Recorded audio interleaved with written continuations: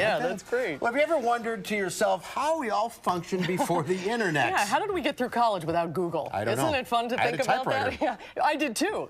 Well, what would it look like if the modern life we have today existed 100 years ago? A new book explores that idea by taking a fictional look at what the internet might have been like a century ago. Christian Schneider is a senior reporter at the College Fix, and he is the author of the new book, 1916, The Blog. Christian, great to see you. Congratulations on the book. Thanks Congratulations. So much for having me. So tell us what the title means.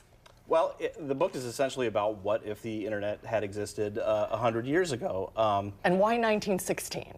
Well, 1916 was a really interesting year. You had the U.S. Was just about to get into World War I. Women's suffrage was a big issue at the time. Prohibition, all these kind of things were bubbling up. So it was a really interesting, fascinating time to write about. So how did you research this? Well, I went back and I read a newspaper from every day of the year 1916, which took a lot of time. Yeah, so I went and I was thinking to myself, what would somebody be writing about every day, you know, that we may have forgotten from that time?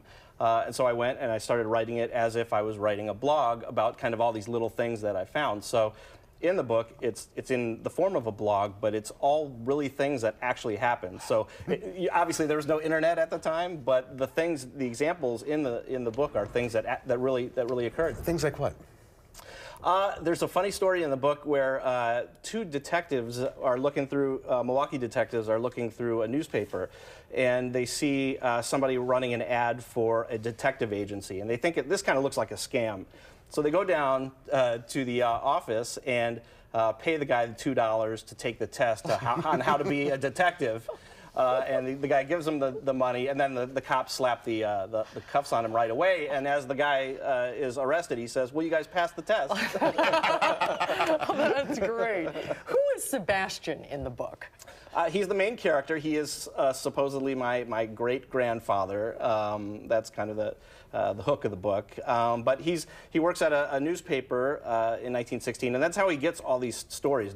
Normally somebody wouldn't be reading all these stories, but he sees all the stories and he types them out for the newspaper, and that's kind of how he gets involved in all this stuff. And so he has to weather you know, trolls and online dating services and, you know, conspiracy theorists and kind of all the stuff that we see on the internet now. So they were active back then in a different form. Oh, absolutely. I mean, it's funny, the public shaming that we see today on the internet, actually back in 1916, men chewed tobacco quite a bit and they spit all over the ground, and women had had enough of that because their dresses all dragged on the ground.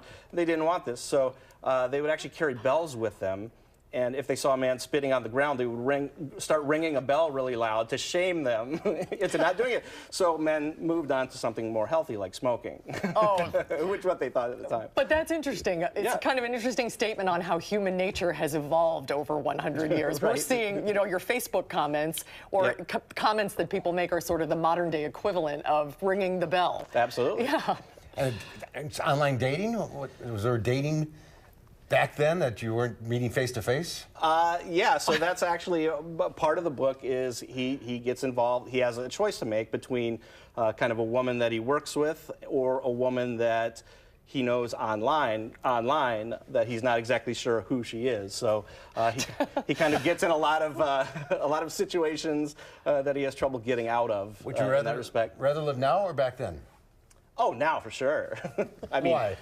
I mean, you just look at kind of all the conveniences that we have now, and back then when, you know, they just didn't have anything at the time. I mean, they didn't have the internet. But in some ways, the more things change, the more they stay the same, right? Right. I mean, there was a lot more sense of community then, where you actually had to like leave your house and go talk to people and kind of that sort of thing. But yeah, I wouldn't give up the air conditioning in my house. Yeah, I agree with you.